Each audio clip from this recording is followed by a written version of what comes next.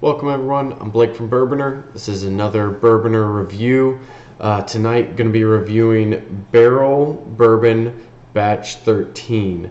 If you're unfamiliar with Barrell, they source all their bourbon and they're sourcing from a bunch of different locations. Now they also have a rye, actually two different kinds of ryes, and then they have a rum as well that's very good. Been very impressed with what they've put out so far. You know, there's always some differences between batches, but typically pretty consistent. While they are all different, they keep a pretty high quality. So pretty excited to try this one. I tried it a few days ago and really liked it. But you know, I'll go back tonight and give it my full review. So I'm gonna go ahead and get started.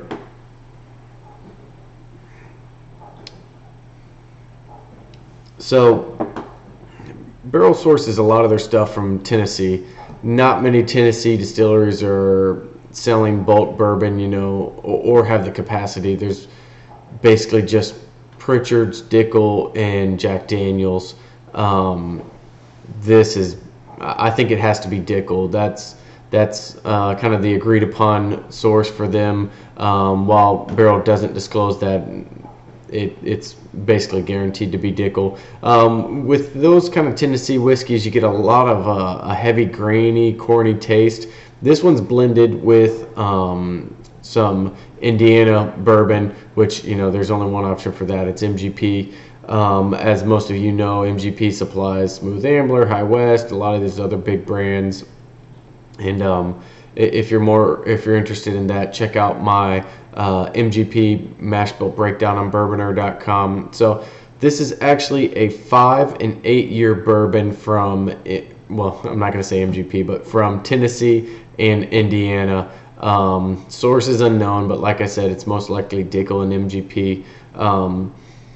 So I get a lot of that graininess. It's like a candy corn or like a corn syrup kind of taste, but there's also some fruitiness there too. It's a little bit of green apple, a little bit of raisin, more like a golden raisin, or dried figs. A little bit of cinnamon, but not a ton of spice. It's a pretty sweet nose. It's brown sugar, and you know, more weighted to the grain side of things.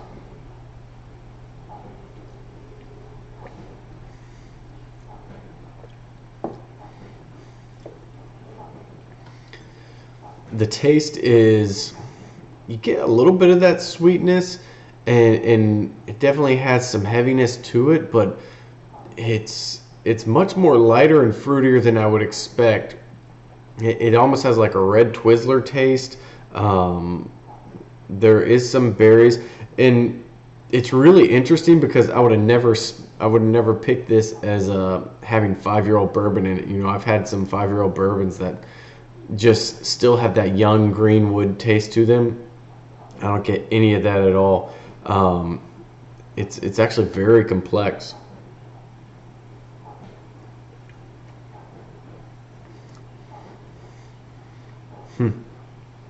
Yeah, it's interesting.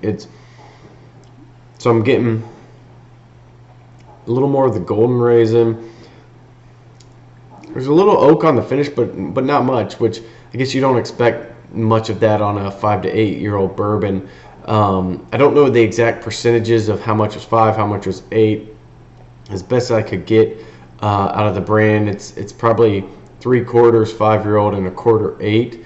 But I don't know. It's not anywhere near 50-50, but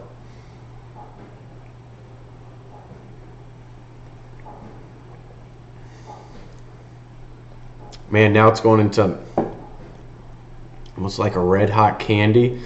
It really does have complexity to it, which I don't think anyone trying this blind would pick out that it is younger. You know, Barrell, if you're not familiar with that brand, they did win Bourbon of the Year at the San Francisco Wine and Spirits competition for, I believe it was batch number 11, which was, I'd have to double check, but I believe it was like a 13-year-old whiskey. I can double check that really quick.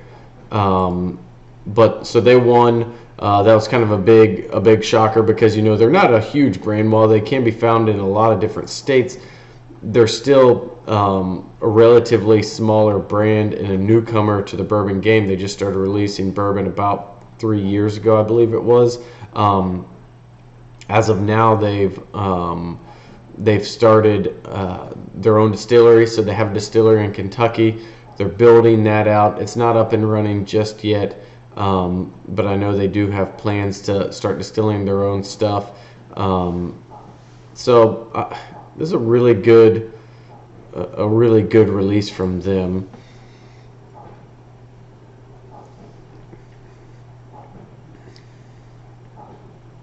Yeah, it has a bunch of different aspects and kind of one you can sit down and enjoy for a while. It is higher proof. It's 113 proof, but it, you know, just has like that Twizzler candy. There's some red hot cinnamon candy in there as well. It almost has like a creme brulee kind of taste, a little fruitiness, but a lot of that cinnamon and sweetness. That's pretty much it for this review. If you have questions, feel free to ask them in the comment section. I'm happy to answer them.